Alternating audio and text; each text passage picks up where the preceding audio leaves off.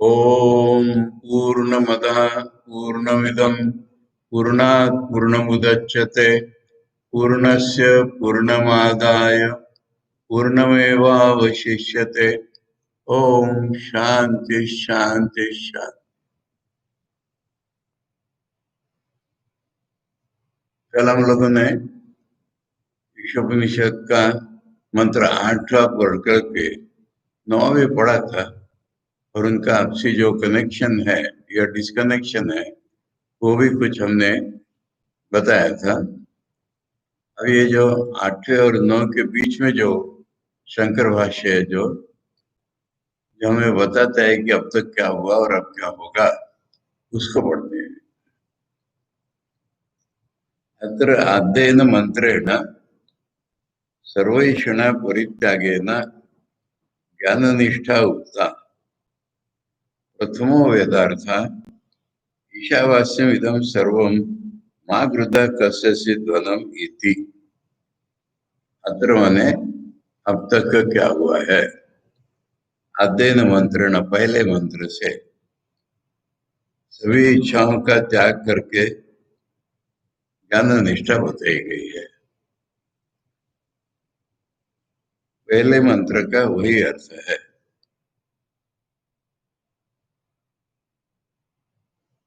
उसका मंत्र था ईशावास्यम इदम सर्वम यत्किंच जगत्याम जगत वगैरह, और माँ गृधा कस्यचित् धन, इसमें वो समाप्त हो रहा था मंत्र। ये पहले मंत्र का अर्थ हो गया। इसके बाद दूसरा मंत्र अज्ञानाम जिजीविषूणाम ज्ञाननिष्ठा असंभवे कुर्वन्नेवः कर्माणि जिजीविषेति कर्मनिष्ठा उक्ता द्वितीयो वेदार्थ। जो अज्ञ है यानी जिनका बोध आत्मस्वरूप के अनुसार नहीं है, यह अज्ञ कहलाते हैं। और जिन्हें की इच्छा करते हैं जिजीविषूणा, उनके लिए ज्ञान निष्ठा संभव नहीं है। जब ज्ञान हुए नहीं तो क्या ज्ञान निष्ठा होंगे। इसलिए उनके लिए कर्म करते करते ही जीने की इच्छा करे, ऐसी कर्म निष्ठा बताई है दूसरे मंत्र में।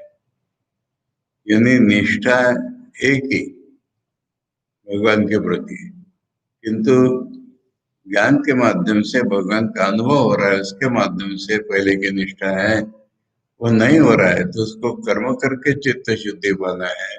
कर्म के भीतर से भगवान के प्रति निष्ठा है। ये दो मंत्रों में बताया। अनयश्च निष्ठयोर विभागो मंत्र प्रदर्शितयो बृहदारण्यके प्रदर्शिता।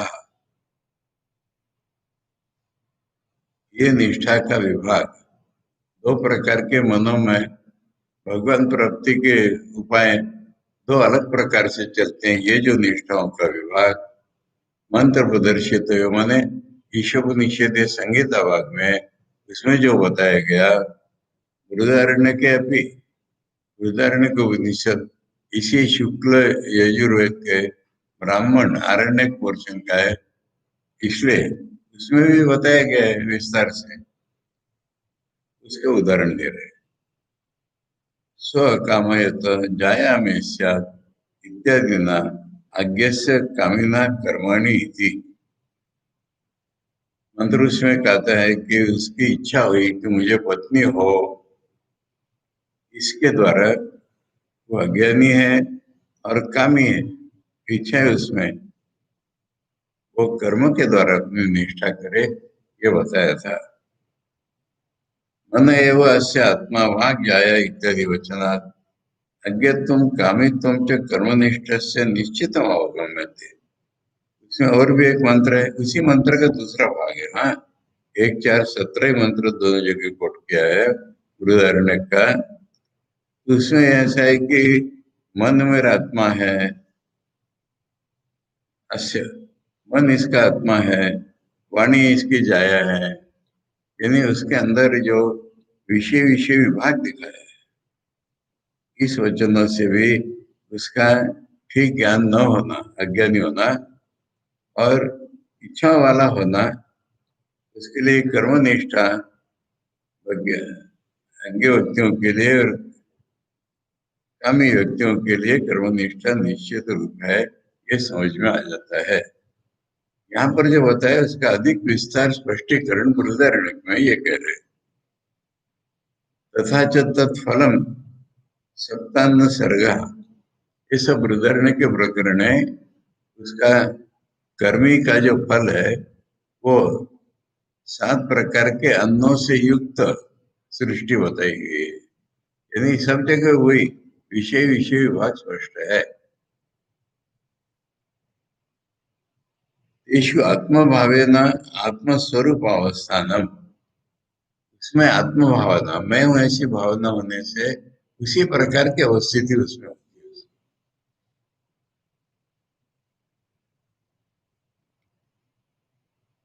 और इसके विरुद्ध जायादि ऐष्णात्रय संन्यास्य न च, पत्नी, संपत्ति और लोक विभिन्न, ये 3 प्रकार की ऐष्णा के संन्यास से आत्मविदाम, जो आत्मा को कुछ ज्ञान पाने लगे उनके लिए कर्मनिष्ठा प्रतिकूल लेना, कर्मनिष्ठा के विरोधी आत्मस्वरूप निष्ठा एवं दर्शिता, आत्मस्वरूप में ही निष्ठा बताई गई है। कैसे बताई गई है? किम प्रजया करिष्यामो येषाम न अयम आत्मा अयम लोकः, जिन हमारे लिए, येषाम न माने जिन हमारे लिए, ये आत्मा ही लोक है, इसलिए हमें फल नहीं पाना है कुछ, हमें जो कुछ पाना है केवल आत्मा ही पाना है। ऐसे हम लोगों के लिए हम प्रजा लेके क्या करेंगे? प्रजा माने पुत्र संतान, कन्या संतान उत्पत्ति, इसको प्रजा कह रहे हैं कि हम इनको लेके क्या करने वाले हैं।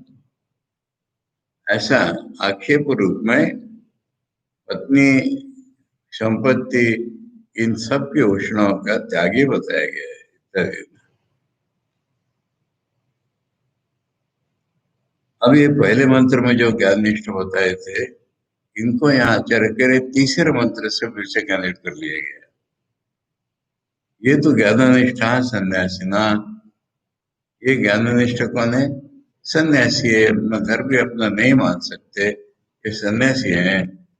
तेभ्यो, उनके लिए असुर्य नाम जो इत्यादि न अविद्वान निंदा द्वारेण आत्मनो यथात्म सपरेगा तैर मंत्र उपदेशना, उनके लिए पहले अविद्वान की निंदा करके, अगर ज्ञान नहीं पाओगे तो क्या होगा तुम्हारा, इस प्रकार करके तब चौथे मंत्र से आत्मा का स्वरूप बताने लगे। और सब परेगा इत्यादि 8वें मंत्र में स्वरूप और बुरा आत्मा का बता दिया। ये पहले मंत्र में जिनकी बात है उनकी बात तीसरे से निगेटिवली, चौथे से 8वें तक पॉजिटिवली बात हो गई।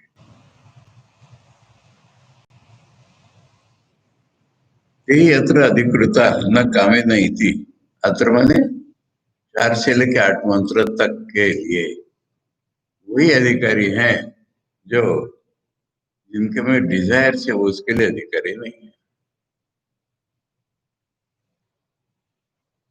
अब ये ईशुपनिषद के बाद उसी वेद के बृहदारण्यक उपनिषद से सविता रूप में बताई। अब कहते हैं पूरे वेदों में यही है।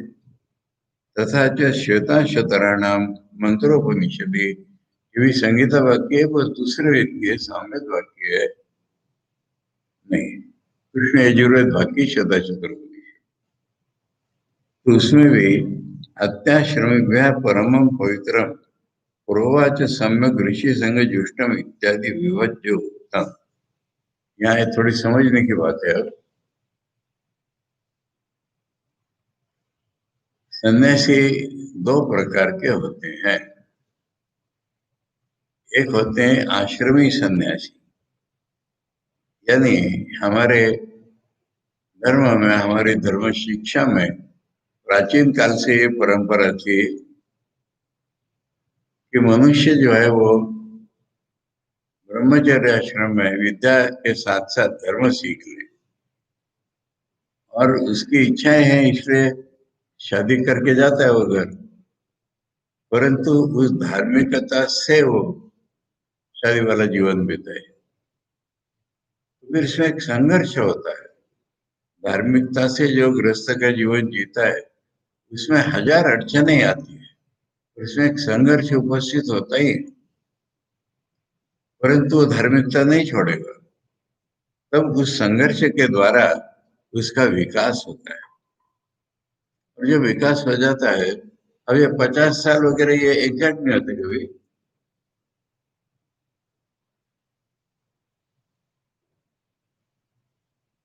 आजकल के जमाने की दृष्टि से कहो तो जैसे गवर्नमेंट रिटायरमेंट है ऐसे। अब हमारे शास्त्रों में साधारणतः इसका विधान ऐसा था कि जब पोता हो जाए, बेटे का भी बेटा हो जाए, उसका मुंह तुमने देख लिया, अब तुम जंगल में चले जाओ। अपने बेटों के संसार में इन्वॉल्व मत होना, ये बड़ा उसमें रूल था। और इसमें पति पत्नी एक साथ होते थे। उसका नाम था वानप्रस्थ आश्रम। वे वानप्रस्थ में पति पत्नी अपना पुराना जीवन नहीं जीते, बच्चों के संसार में भी दखल नहीं देते, पर आपसी मन का बंधन इतना अधिक हो गया होता है कि वो पति पत्नी एक दूसरे को छोड़ते नहीं है, एक साथ ही वन में जाते हैं और वहां फिर 25 साल तक ऐसे काल मर्यादा। तो ये जितना हो सके भगवान के लिए मन ही मन कोशिश करके प्रार्थना करते हैं, उपासना करते हैं, पूजा करते हैं मानसिक। जो दुनिया की स्थूल चीज है इनसे इनका मन हट जाना चाहिए, हट गया ऐसा मानते हैं और वो ऐसा करते हैं। अब ये भी जब काल पूरा हो गया, मैंने उधर से हिसाब करो तो 75 साल के हो गए, तब अब पति पत्नी ने एक साथ नहीं रहना है और फिर क्या करना है, सन्यासी हो जाना है। अब उतना विकास है, उतना वैराग्य तो हुआ नहीं है, पर नहीं, अब ऐसे ही रहेंगे तो अगले जीवन में भी उसी के संस्कार रहेंगे, ये तत्व उसके पीछे। वैसे नहीं रहने चाहिए हमको, अगले जीवन में अच्छे संस्कार रहे हमें। इसलिए चौथे आश्रम में ये अलग अलग हो ही जाना है। वहां पर स्त्रियों ने क्या करना है इसकी बात यहाँ नहीं बताई गई। इंडिपेंडेंटली उन्होंने, लोग कहते हैं उन्हें वापस पुत्र के यहाँ चले जाना है, मन को तो ये बात नहीं पड़ती। उनके लिए जो भी व्यवस्था हो, उपनिषदों में स्पष्ट रूप से उल्लेख नहीं आ रहा। और जो आदमी सन्यासी हो गया, अब इसका मन उतने वैराग्य से तो भरा ही नहीं है अभी, इसलिए इसके बहुत कड़े नियम इसके लिए बनाए दिए जाते हैं। और हमारी भाषा में इसको कहते हैं दंडी स्वामी हो गया ये। उसका एक दंड धारण करना पड़ता है जो कि सारे नियमों का प्रतीक होता है। जैसे कि ये उपनयन होता है, ये ब्रह्मचर्य में भी और गृहस्थ में भी रखना पड़ता है नियम पालन के याद के। अब ये नहीं रहेगा वानप्रस्थ में, इसके दूसरे प्रकार के नियम होते हैं और इस नियमों का पालन करने के लिए प्रतीक रूप में उसका एक डंडा भी रखना पड़ता है। अब मैं ऋषिकेश की बात कर रहा था, हमारे कुटिया के पीछे एक दंडी स्वामी का आश्रम, और हमारे कुछ लोग इससे इतने अधिक मोहित हो गए थे, इतने कड़े नियम पालन करता है देखो, इतने कड़े नियम पालन करता है देखो, क्योंकि तुम्हारा मन अभी ठीक हुआ ही नहीं था। खैर, अब इसके विरुद्ध एक प्रकार का संन्यास है और वो वैराग्य से भरा हुआ रहता है। वैराग्य होने पर बचपन से, मैंने ब्रह्मचर्य आश्रम से भी कोई संन्यास ले सकता है, कोई गृहस्थाश्रम से, कोई वानप्रस्थ आश्रम से, जहां भी। इसके लिए जावाल उपनिषद की एक पंक्ति बताई जाती है, यद हरे व विरजेत तद हरे व प्रव्रजेत। जैसे ही मन में वैराग्य हो गया, ऐसे ही छोड़ के चला जाए। इसको शास्त्रीय भाषा में कहा परमहंस संन्यास। अब यहाँ पर छठा सूत्र में उसका दूसरा नाम है। आश्रमों के पार वाला सन्यासी, यानी आश्रमी सन्यासी, दंडी सन्यासी, और परमहंस सन्यासी या आश्रमों के पार वाला सन्यासी, इसको किन्हीं नियमों की जरूरत नहीं है, ये तो स्वयं वैराग्यवान है, ऐसी एक कल्पना है।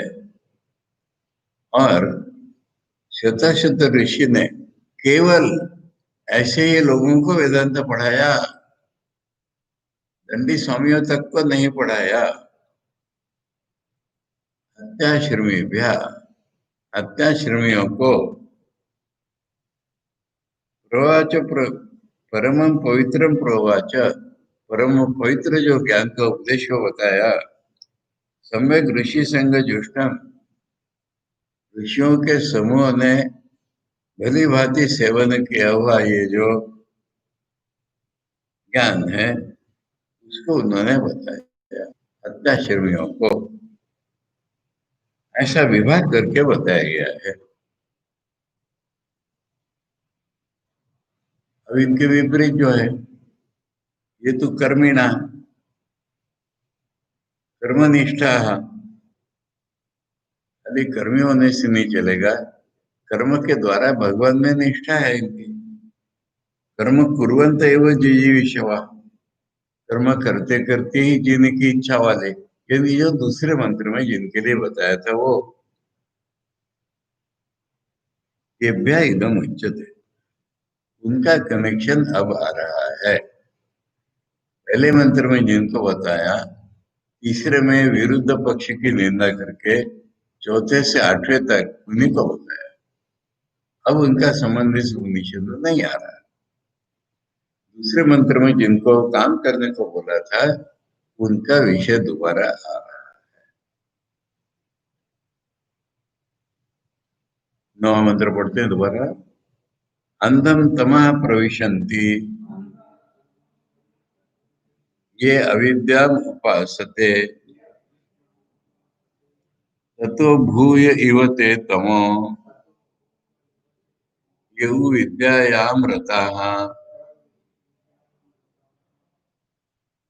ये उपनिषद जैसे बार बार बता रहा हूँ, शॉर्ट नोट्स होने के कारण कभी कभी हमको शब्द डाल देने पड़ते हैं एडिशनल, तो ये पहले और दूसरे वाक्य में यहाँ पर केवल ये शब्द डालना पड़ेगा।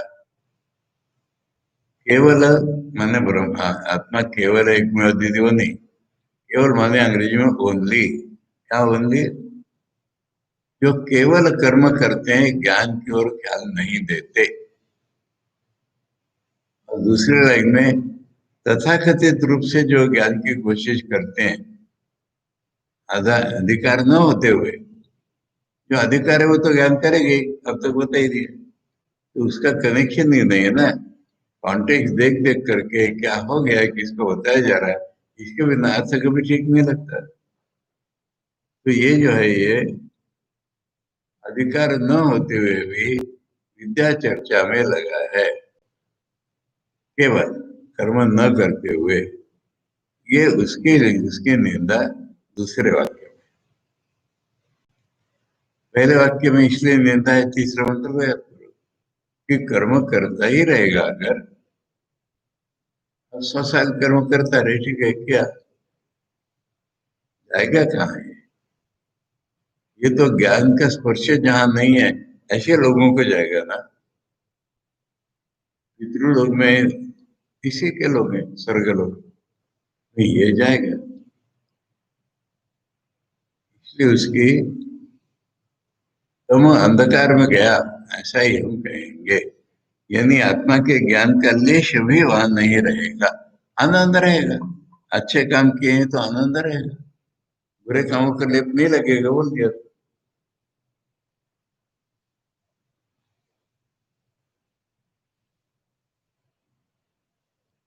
अब उसके विरोध में जो खाली ज्ञान चर्चा में लगे हुए, ज्ञान चर्चा माने एक तो वेदांत चर्चा बोल लो, ऐसा अर्थ नहीं होता है यहाँ पर अनधिकार वेदांत चर्चा मान लो। किसी देवता की उपासना में लगे हो। और ये देवता उपासना के बारे में कल कह रहा था कि इसकी व्याप्ति ईश्वर उपासना तक ले लो, सगुण ब्रह्म की। इसमें ज्ञान का स्पर्श इसलिए नहीं है कि निर्गुण स्वरूप मालूम ही नहीं है हमको, वहां तक ले लो।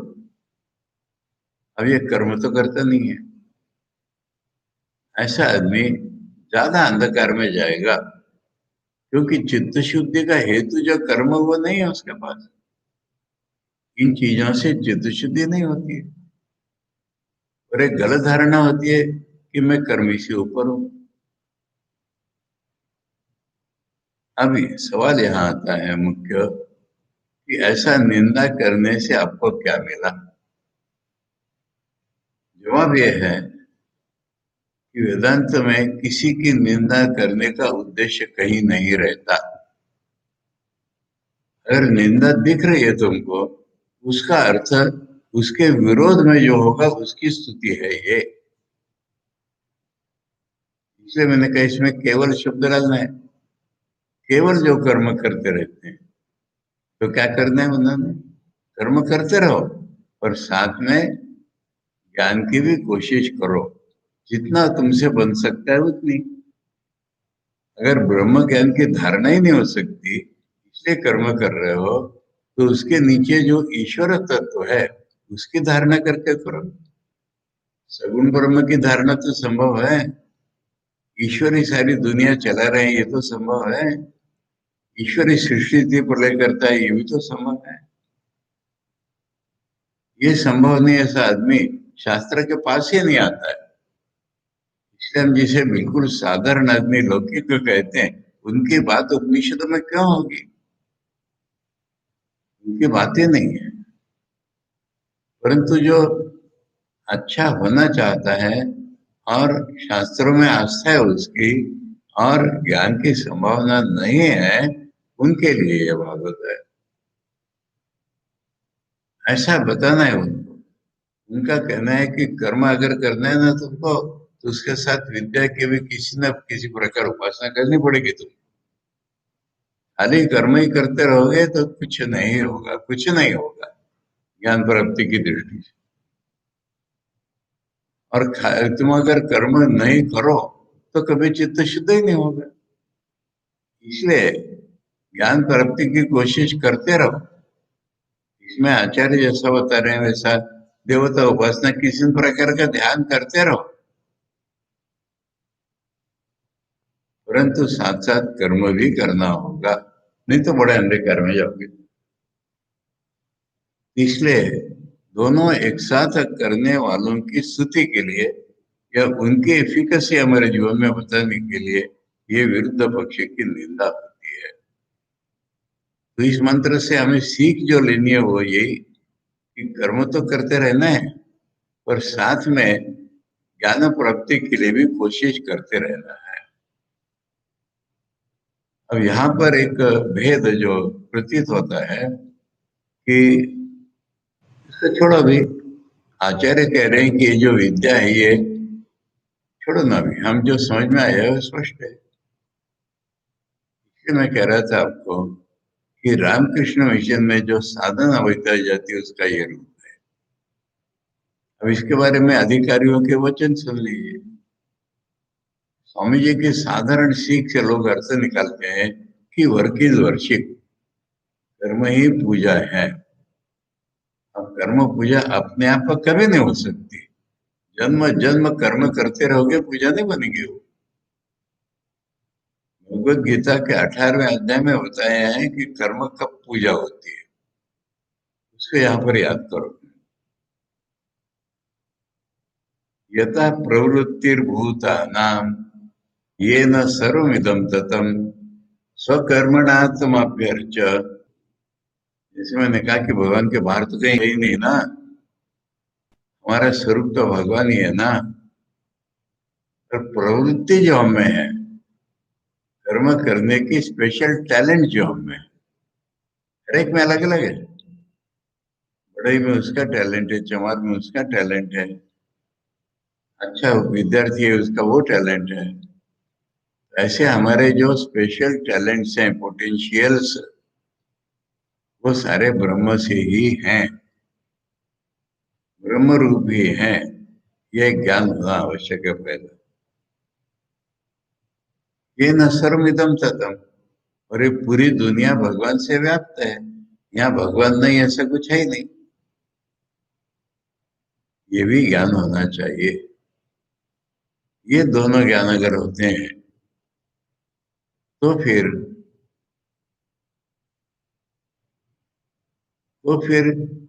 वो अपनी अपने जो कर्म है, अपने अपने जो कर्म है, किसी भी वर्ण के अपने अपने जो कर्म है उनको पूजा माने, या तब वो पूजा हो जाते हैं। अपने अपने कर्म पूजा तब हो जाते हैं जबकि उसमें ये ज्ञान हो कि मेरा सारा कुछ उन्हीं से है, दुनिया भी उनसे कुछ अलग नहीं है, तब ये बनता है। अब इसको रामकृष्ण मिशन ने सिखाया है, स्वामी जी ने शुरू से ही। इसी को एक कोडिफाइड, एक फॉर्मूला के रूप में हमें मिला कि वर्क इज वर्शिप। अब कुछ लोग आए जिन्होंने स्वामी विवेकानंद को देखा नहीं है, स्वामी विवेकानंद के बाद आए हैं, उनकी कुछ पुस्तकें पढ़ी है, वो भी अच्छी तरह से नहीं पढ़ी है। क्योंकि मैं कहता हूँ कि स्वामी जी का कर्मयोग पढ़ो तो ये भ्रांति निकल जाएगी, परंतु वो भी नहीं पढ़ी है, और खाली सुना है कि स्वामी जी ने बोला है वर्क इज वर्शिप। तो कहते हैं वर्क इज वर्शिप, हमें कुछ ध्यान की रखने की जरूरत ही नहीं, हम बस काम करेंगे। उनको ब्रह्मन स्वामी जी कहते थे। कहा होगा उसने वर्क इज वर्शिप? मैं कहता हूँ, मेरी बात सुनो, मैं कहता हूँ कि वर्क एंड वर्शिप, ये यहाँ पर ये 9वें मंत्र का, 9, 10, 11 मंत्र का तात्पर्य है। और वो एक बात और कहते थे उसके पहले, कि तुम स्वामी जी की बात कर रहे हो, स्वामी जी को तो तुमने देखा नहीं है ना, उनके काल में प्रत्यक्षता क्या होता था ये तुमको ज्ञान नहीं है ना। स्वामी जी सुबह उठ के हाथ मुंह धो करके मंदिर के सामने, पुराने ठाकुरगढ़ के मंदिर के सामने ध्यान में बैठ जाते थे, और सब लोग यथासंभव साफ सुथरा होकर के वहां बैठते थे, नियम था। और जब तक स्वामी जी न उठे किसी को उठना नहीं था। और स्वामी जी कभी कभी 2 घंटे 2.5 घंटे तक बैठ जाते थे ध्यान में, तब लोग भी नहीं उठ पाते थे। बोले ये बात तो तुमने देखी ही नहीं है ना, खाली कर्म क्या करोगे। इसलिए दूसरा फॉर्मूला बना, work is worship, work and worship. और इसमें हम लोग जर्मन दार्शनिक, दार्शनिक क्या, संत महात्मा मिस्टर एकार्ट का वचन भी जोड़ सकते हैं। उन्होंने कहा कि if you purify your work, your work will purify you. कर्म से चित्त शुद्धि अपने आप नहीं होती, तुम कर्म को शुद्ध बनाओ, तब वो कर्म तुम्हें शुद्ध करेगा। उसको शुद्ध बनाने के लिए भाव की तो जरूरत होती है। एक पुराना संवाद, में नाम न लिए हुए बताऊंगा। रामकृष्ण मिशन के अंदर दो वयोवृद्ध बूढ़े बूढ़े स्वामी आपस में बात कर रहे हैं। तो एक स्वामी बोलते हैं कि देखो, कर्म के साथ हमें ध्यान भजन इत्यादि करके एक भाव जगाना है ना, और इस भाव के साथ कर्म करना है ना। दूसरे व्यक्ति उनका जवाब देते हैं, अरे वो भाव तो कर्म करते करते हो जाता है ना।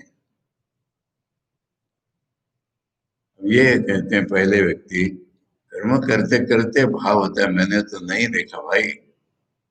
मैं तो ये देखता हूँ कि कर्म करते करते अहंकार होता है, कर्म करते करते पॉलिटिक्स आता है, कर्म करते करते झगड़ा आता है, कर्म करते करते भाव आ जाते हैं, तो मैंने नहीं देखा। इसलिए भाव के लिए अलग से कोशिश तो हमको करनी ही पड़ेगी ना। ऐसा संवाद था। अब दोनों ही बड़े महात्मा अगर मान लो, तो फिर दूसरे को हम इतना ही कह सकते कि तुम्हारा पहले से भाव है, इसलिए तुम्हारा बन रहा है, हमारा नहीं बन सकता। यहाँ पर भी वो वर्क एंड वर्शिप को मैंने समझाने की कोशिश की रामकृष्ण मिशन की परंपराओं से।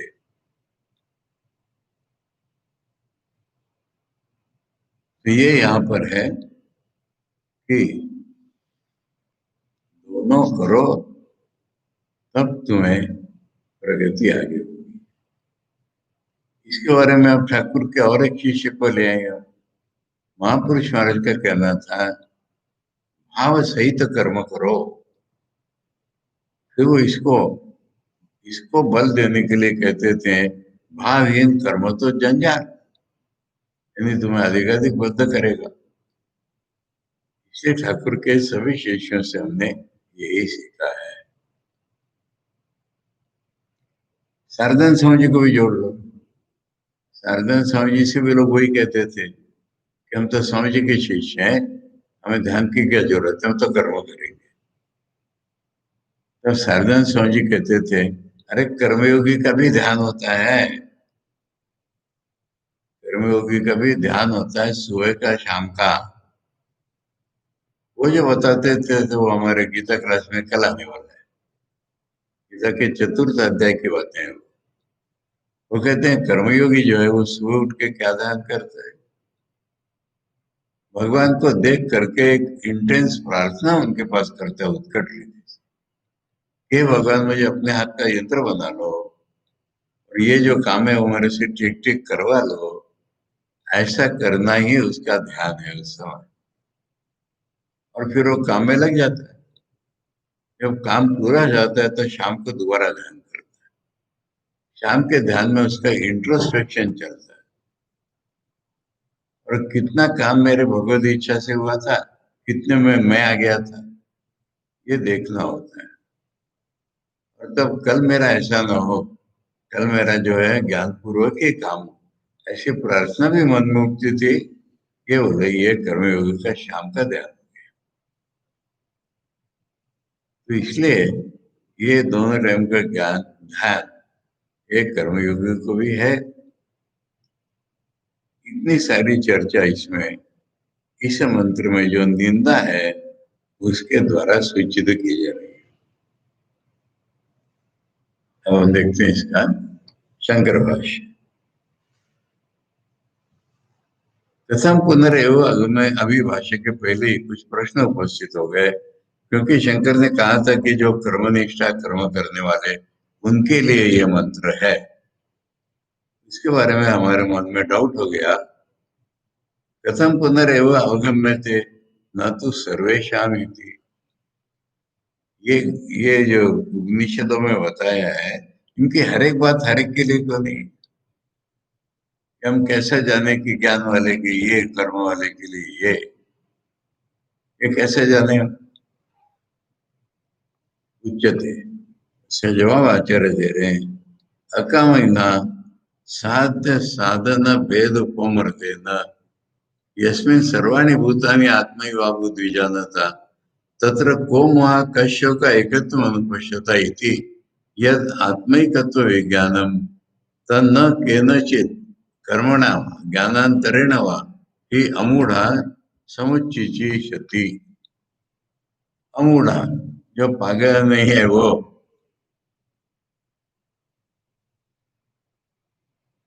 जो आत्म तत्व का वर्णन है, यानी जिसमें मैं मेरा त्याग है, जिसमें मैं कर्ता भाव भी नहीं है,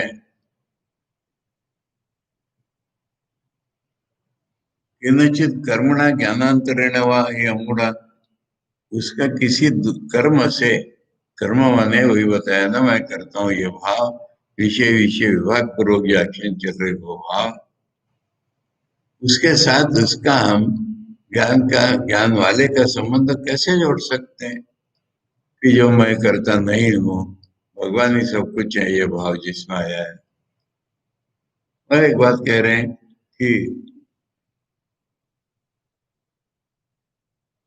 दूसरे किसी ज्ञान के साथ उसका संबंध कैसे आ सकता है?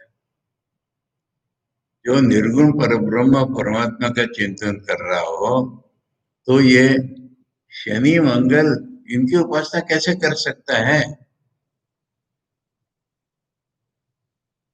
जहां पर उसमें और देवताओं में भेदभाव है ऐसी उपासना वो कैसे कर सकते हैं? जो वो भेदभाव रहित ब्रह्म ज्ञान का साधक हो, तो इस तरह से कैसे उपासना कर सकते? आप आंख खोल के देखिए, ऐसे बहुत लोग हैं जो रिचुअल के बिना जी नहीं पाते। क्यों ऐसा? अगर उनका ज्ञान में प्रवेश होता है तो ऐसा ना होता।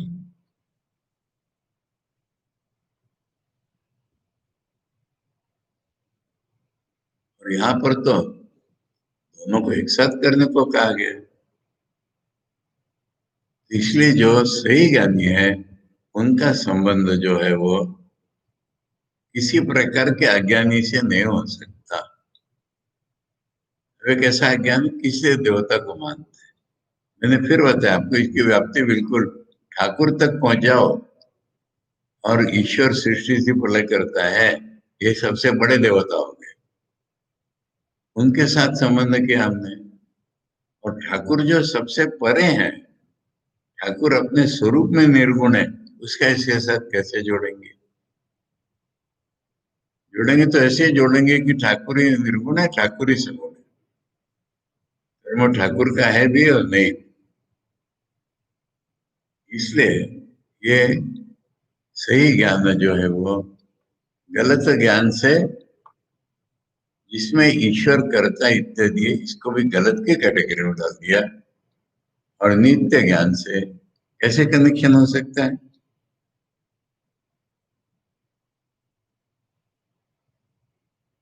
और ये उन्होंने बताया, यस्मिन् सर्वाणि भूतानि आत्मैवाभूत विजानता तत्र को मोह कश्यो का एकत्व अनुपश्यता। जिसको अपने भीतर सब ब्रह्म ही दिखाई पड़ता है, सारे जीव अलग अलग नहीं दिखाई पड़ता है, उसका मोह कैसे होगा, शोक कैसे होगा? इससे ज्ञानी का लक्षण बताया गया। इति यद आत्मिकत्व विज्ञानम उत्तम, आत्मा पूरी दुनिया में एक ही है, ये अनुभव, ये जब बताया गया, तन्न केनचित कर्मणा ज्ञानांतरेण वा हि मूढ़ा आमूढ़ा समुचिति। वही, वो वो किसी दूसरे ज्ञान से या कर्म से उसका संबंध जोड़ेगा ही नहीं, जब तक कि वो पागल ना हो। यह तो समुचित अविद्वत आदि निंदा क्रिय थे। और यहाँ पर जो निंदा दिख रही है हमको, वो तो समुच्चय के लिए ही है ना।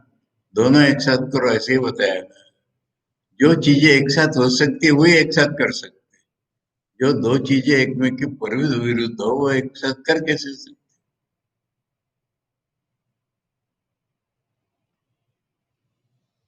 तत्र च येन समुच्चय, तत्र च यस्य येन समुच्चय संभवति न्यायतः शास्त्रत्व वा तदि उच्यते। ये बताएं कि जिसका जिसके साथ इकट्ठा किया जाना संभव है, ये तुम अपनी बुद्धि से समझते हो या शास्त्रों के आधार पर समझते हो?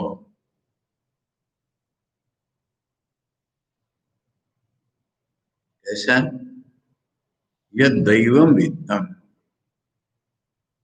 वित्त कौन सा? स्वर्ग में ले जाने वाला वित्त, देवता विषय ज्ञान।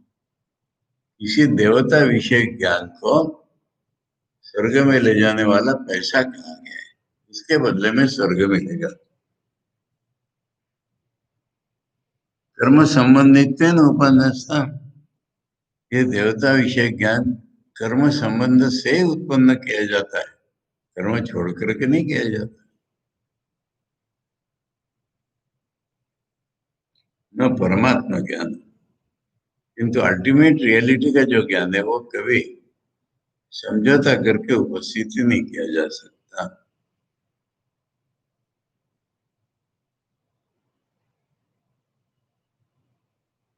बृहदारण्यक को उपनिषद के एक मंत्र के द्वारा इसको समझाने की कोशिश है।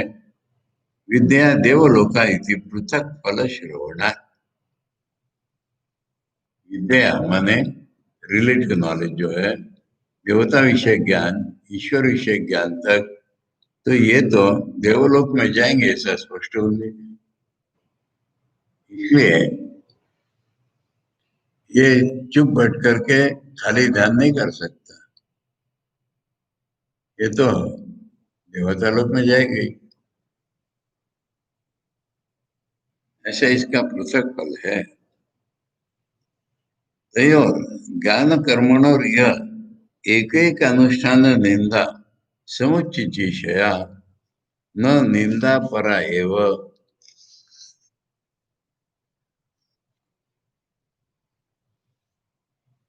ये निंदा जो यहाँ दिख रही है वो निंदा पर माने निंदा इसका अंतिम तात्पर्य नहीं है।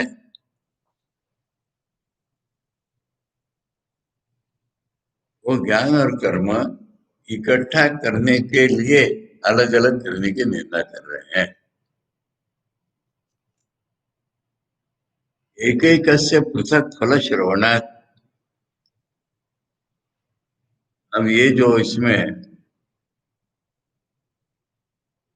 10वें मंत्र में जो आएगा, 9, 10, 11 में बार बार इकट्ठे ही कर रहा हूं ना, तो 9 में इतना बताया कि अलग अलग करना गलत है, ये बताया। इकट्ठा करेंगे। अब इकट्ठा करते में एम्फेसिस किसको ज्यादा देंगे? प्रत्यक्ष सीरियसली कर्म करने पर या ज्ञान अर्जन करने पर? बोले इसमें कोई ऐसा मत करो, इक्वल एम्फेसिस देना पड़ेगा।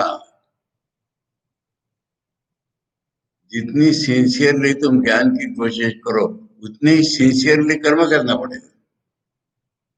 जितने सिंसियरली कर्म कर रहे हो उतने ही सिंसियर तुम्हें ज्ञान निष्ठा ज्ञान पाने के लिए करना पड़ेगा। ये कैसे बताया? अरे दोनों का अलग अलग फल है। कर्म अगर ज्ञान के बिना करते उसका एक फल होता है, अच्छा फल। और यदि ज्ञान ठीक होता है तो उसका फल होता है। तो दोनों का फल तो है। इसका कहने का तात्पर्य यही हो जाता है कि दोनों को इम्पोर्टेंस दो। ये 10वें मंत्र का सार होगा।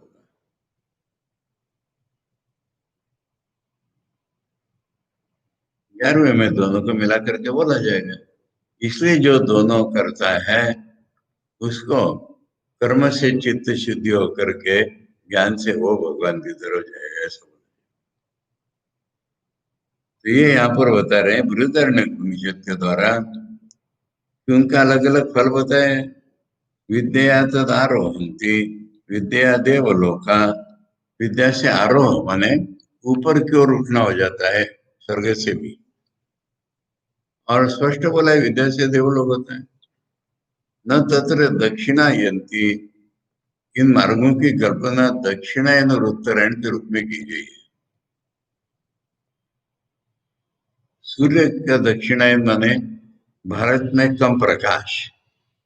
सूर्य का उत्तरायण माने भारत जैसे उत्तरी गोलार्ध में जो स्थित है ना उनके लिए अधिक प्रकाश। दक्षिण गोलार्ध में क्या हो, वेदों में कहीं चर्चा ही नहीं आती क्योंकि ये भारतीय लोगों ने बनाए सारे। इसे उत्तर गोलार्ध में ये रहने वाले हम हैं, इसी के आधार से बताया जाता है।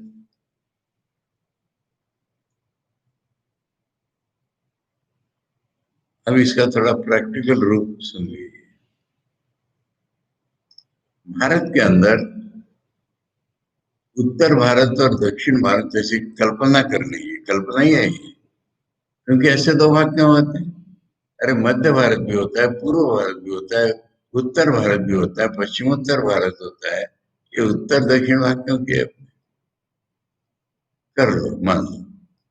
तो ये दक्षिण भारत नाम का है, इसमें महाराष्ट्र इंक्लूड नहीं है। सुबह की इस बात पर मैंने कहा था इंक्लूडिंग महाराष्ट्र। एक कॉन्सेप्ट है उसकी, पंच द्राविड़ देश कहलाते थे महाराष्ट्र समेत। परंतु सभी क्षेत्रों में बिल्कुल नहीं है।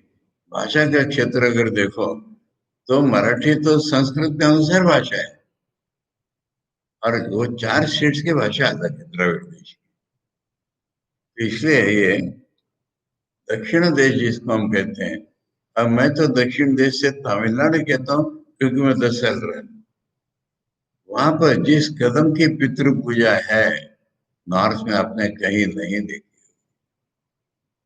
आजकल अब क्या जमाना है मॉडर्न, इसमें भी अमावस्या के दिन स्कूल कॉलेज ऑफिस देरी से खुलते हैं क्योंकि तर्पण चल रहा है पितरों के।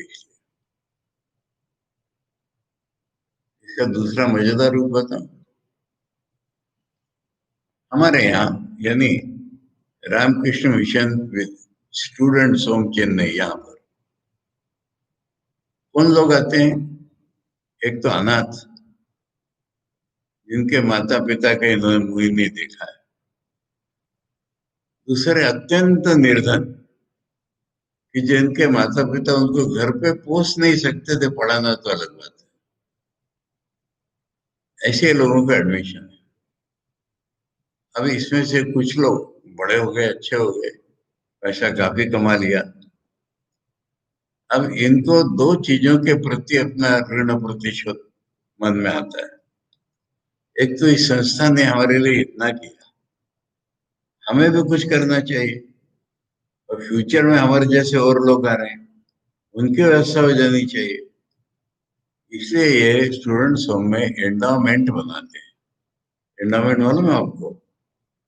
यानी वो पैसे खर्च करने के नहीं होते, वो पैसे बैंक में डाल दो और उसके ब्याज से पैसा खर्च करो, ये एंडाउमेंट होती है। तो स्टूडेंट्स होम के प्रति एहसान है, फ्यूचर में बच्चे आएंगे उनके लिए कुछ करना है, परंतु नाम एंडाउमेंट का अपने पिता या दादा का देंगे? ये नाम लिख लिख करके वहां बोर्ड खत्म हो गए हैं। हमारे जमाने में ये विवेक बहन जी ने शुरू किया।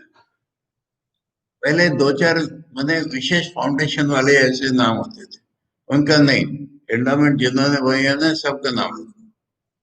अब बोर्ड पर बोर्ड भरते चले गए 8-10 नाम, देखोगे सब फलाना अय्यर अयंगार या जो भी नायर जो भी होगा। ये क्या है? पितृ पूजा। वैसे तो पूजा नहीं कर पाए ये लोग, गरीब थे, अब स्मरण अपने पितरों को इस प्रकार करते। हमने जब ये बात चलाई तब कुछ विद्यार्थियों को लगा रही है ठीक नहीं हो रहा है हमारा, तो मेरे ही सामने कुछ विद्यार्थी थे। मैंने अभी विद्यार्थी हो गए, विद्यार्थी कालकार हो गए, उनके एक स्टूडेंट्स हैं। अब इनके वार्डन थे स्वामी निष्कामानंद, उनका डाक नाम था दामू महाराज। तो पहले किसी सन्यासी के नाम से एंडाउमेंट, दामू महाराज एंडाउमेंट नाम से इन लोगों ने शुरू की।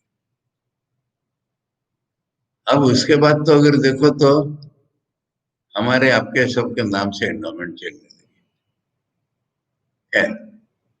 तो मैं बता रहा हूँ कि पितृलोक दक्षिण में ही होता है शायद, दक्षिणायन जो मार्ग है ना, उसके ऊपर से मेरे मन में ये बातें निकली कि भारत के उत्तर में इतनी पितृ पूजा मैंने कहीं नहीं देखी। तो इसलिए ये यहाँ पर सवाल आता है कि न तत्र दक्षिणायन्ति, दक्षिणा माने दक्षिणा मार्ग से जाने वाले ऊपर नहीं आ पाते ज्ञान के क्षेत्र में।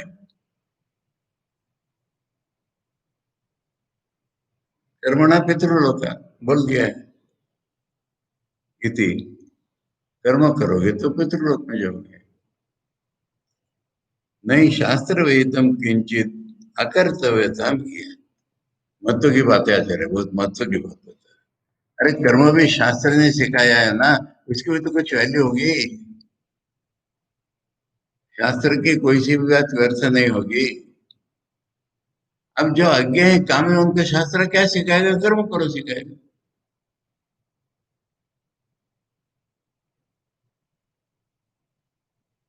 अब इतना करने के बाद मंत्र का भाष्य कर रहे हो, ये सब 8वें और 9वें मंत्र के बीच का भाष्य हो गया। 8वें में ऐसे लोग हो गए, 9 से ऐसे लोग आ रहे हैं, इनका भेद बताया इतनी अच्छे से समझा करके, कह रहे कि अब देखो क्या कह रहा। तत्र उस विषय में अंधम तमः अदर्शनात्मकम तमः प्रविशन्ति। अंध माने जहाँ दर्शन नहीं है भगवान का, वो ऐसे अंधकार में जाते हैं कि ये अविद्या। अविद्या को कैसे अर्थ करना है? विद्या या अन्य अविद्या ताम कर्म इति अर्थ। विद्या से अलग है, उसका नाम अविद्या अर्थात कर्म। तो यह अविद्या कथा से कर्म का अर्थ लेना है। कर्मणो विद्या विरोधित्वात्, क्योंकि कर्म विद्या के विरोध में, ब्रह्म विद्या के विरोध में, जहाँ मैं कर्ता वगैरह नहीं रहता, विषय भाग नहीं रहता, उसके विरोध में कर्म का क्षेत्र, इसलिए अविद्या नाम कर्म का है। ये वेदों में कुछ ऐसे शब्द या ऐसे भाव हैं, स्वामी कंद कहते इन मंत्रों का 9, 10, 11, 12, 13, 14 कोई अर्थ नहीं समझता। स्वामी कंद अपने अपने तय अर्थ समझने की कोशिश करते, तो इसलिए शंकराचार्य अर्थ समझने की कोशिश करते हैं, उनको बताया।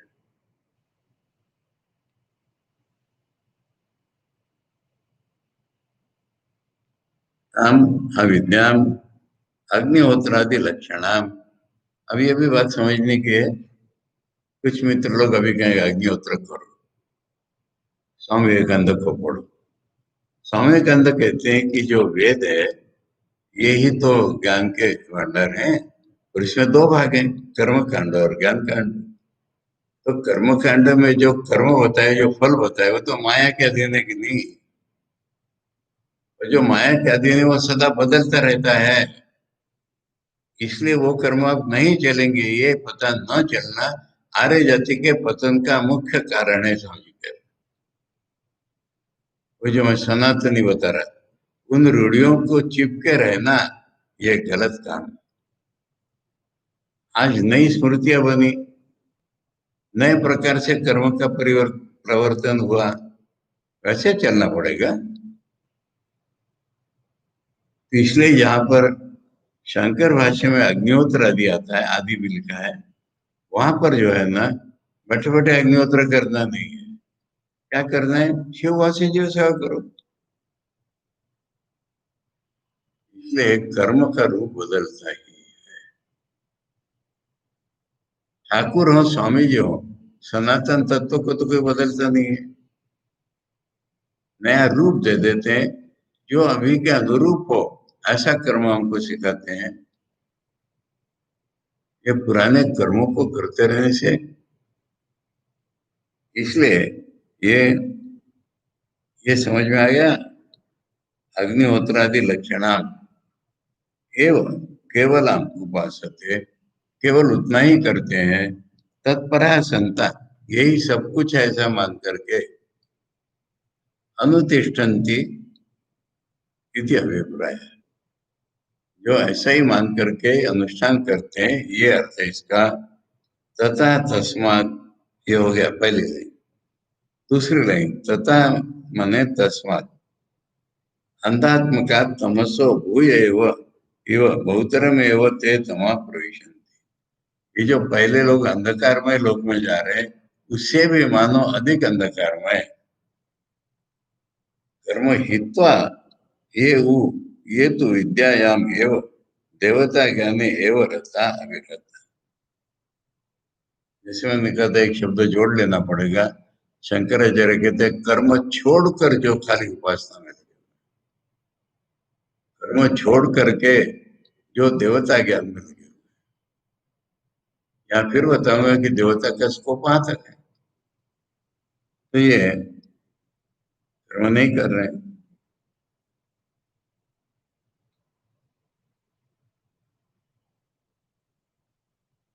देवता ज्ञाने एव रता अविरता,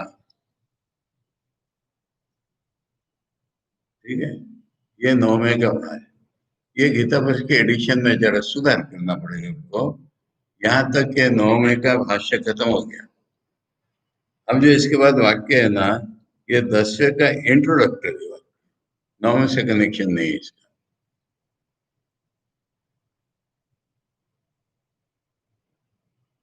चलिए इतना ही रखें। 10वां 11वां मिलकर के अर्थ होगा, पकड़ा जाएगा। ओम पूर्णमदा पूर्णमिदं पूर्णात् पूर्णमुदच्यते पूर्णस्य पूर्णमादाय पूर्णमेवावशिष्यते। ओम शांति शांति शांति। हरि ओम तत्सत। श्री रामकृष्णार्पणम्।